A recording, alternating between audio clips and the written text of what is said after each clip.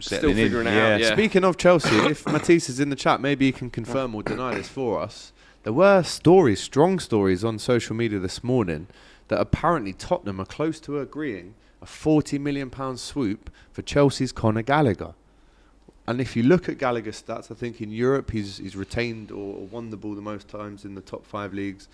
There's rumours as well behind this that sale could be to boost Chelsea's FFP kind of status by selling an academy graduate.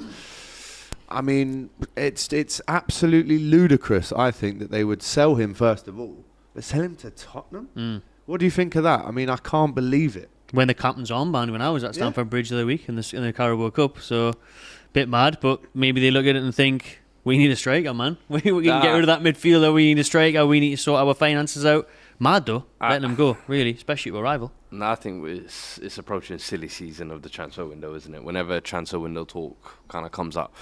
I think it's a damning indictment on their ownership if they do sell him, because this season, captain, been their best midfielder, in my opinion, and he's really someone who will run through a wall. Absolutely, what you're saying there with the bare minimum, and I think that's what Chelsea have been looking for, and he's given them.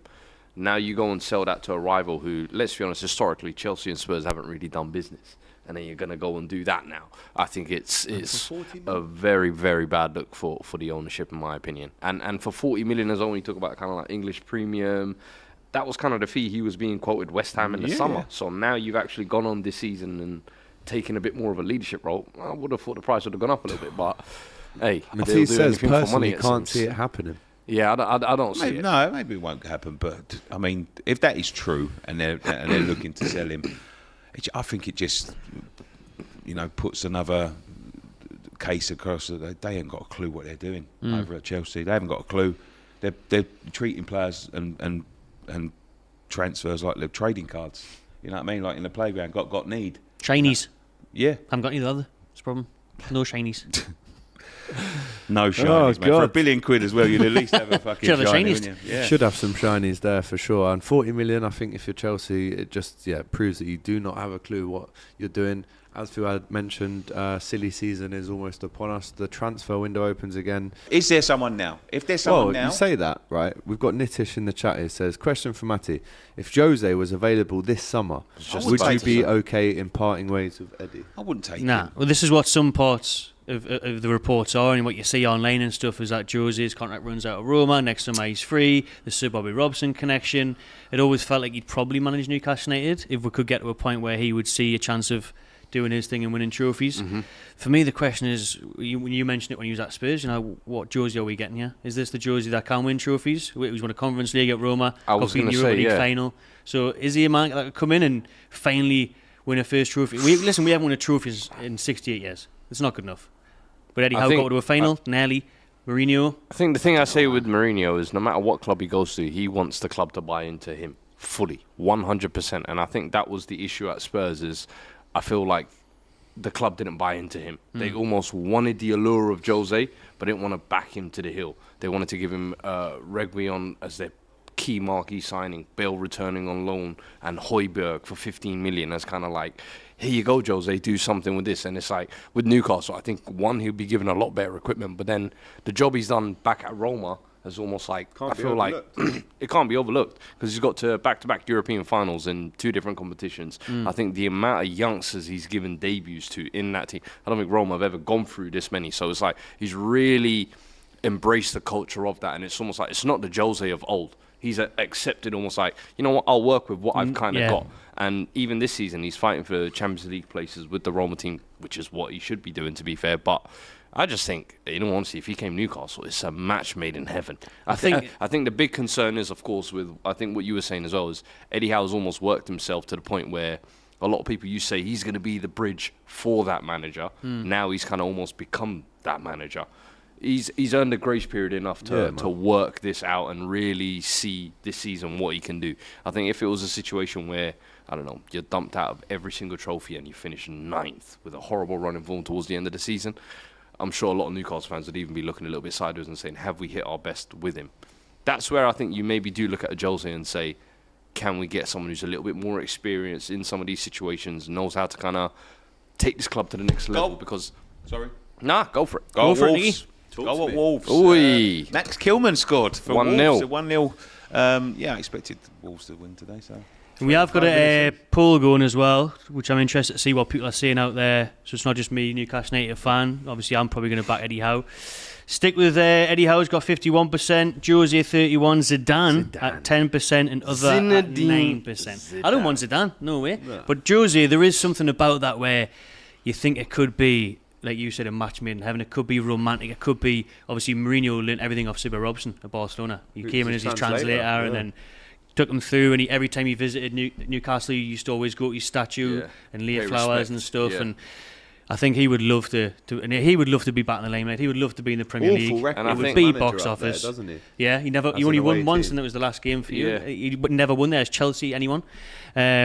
So listen, there is a part of that where it could be a bit romantic, and you could bring in a manager with that expertise and that CV. But for me, I'm going to stick with Eddie Howe. He's done wonders so far, so I'm going to back him. I almost feel like Jose needs one more last hurrah in the Premier League, man. Yeah. Give it to him at Newcastle. I'm not a massive Jose fan, but I didn't know about all that aroma. Yeah. I haven't been studying him enough aroma. I thought he's just a selfish guy, but you know, if he's done all of that aroma with the kids and all, because that was one of my big peeves about him. He never seemed to want to develop anyone, you know. And you see the players he let go at Chelsea: De Bruyne, Lukaku, Salah. I think credit to him the way he's brought in, and what he's been able to do is almost like sprinkle a few with his big name. Get those Lukaku's on loan, get a Dybala type of thing, Tammy Abrahams, and sprinkle those bits of quality with those youngsters that he's developing. Like the captain and vice captain are like Roma youth products. Yeah. The other day he was crying after the game with a youth player who'd been playing at the club since he was like 8. And Jose was in the press conference talking about what it means to his family, and he knows his parents. And I was like, Jose fully buys in everywhere he goes. It's just a case of, is it going to be reciprocated? I think a one-club city like Newcastle, mate. Maybe he's just matured, and he's made it more about, you know, it needs to be more about the football than about him. It's 20 years ago when he started spouting his mouth off, telling everyone he's a special young whippersnapper. Yeah. And the thing is, I think he has sorry, matured. man. I was just going to say, you know, I've got a real love-hate relationship with Jose, because I think the hate really stemmed from, you know, when he did that to the Liverpool fans in the Charity Shield, the Carling Cup final, and Gerrard scored the own goal. Obviously, we got him back with the ghost goal, but there were so many parts at United, even Tottenham, where I just hated him.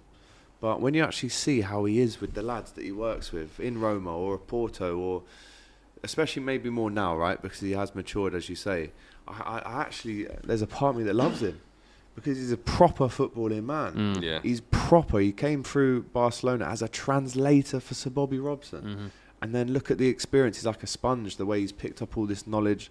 You know, he's been around at many different clubs now for the last 25 years. You don't just do that at top European clubs without having massive character. So we've got a bit of breaking news here coming into us from the one and only David Ornstein, right?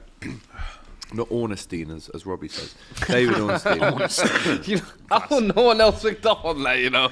He always says Ornstein. I was watching, I was like, bro. He also says Pochettino as well all the time.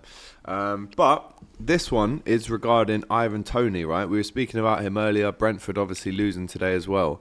But it says this: Brentford would like £100 million this January.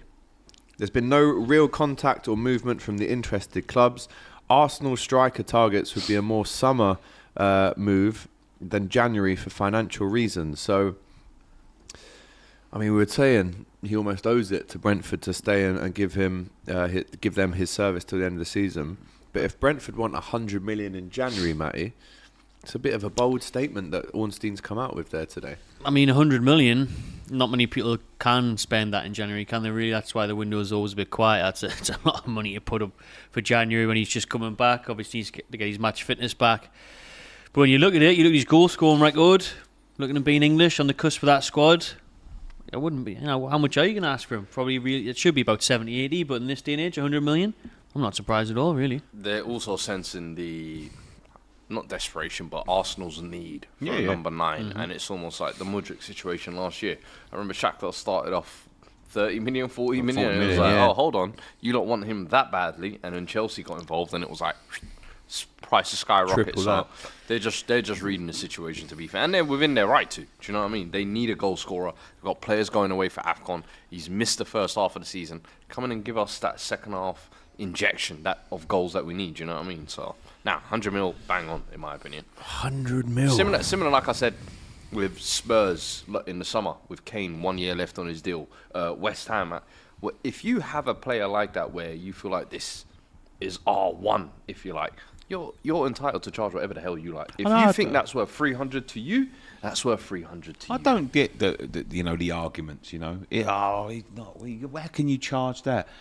Because he belongs to us. Game is the game. And if you want him, you pay for him. Because we've got to replace him. And especially in January, that Yes. time limit that you've got. Plus, also, clubs just don't really want to do business in January. No. Haven't got a pre-season to bet him in, have they? Exactly. He's 27, so he's still got the best years as well, man. He's going to get it he's in with his his prime, peak, man. man. So you're going to get £100 million straight. You're going to get the goals for it. Cutlawano in the chat says Toney ain't worth 100 mil, but then 2GDA says Toney is worth about 48 mil.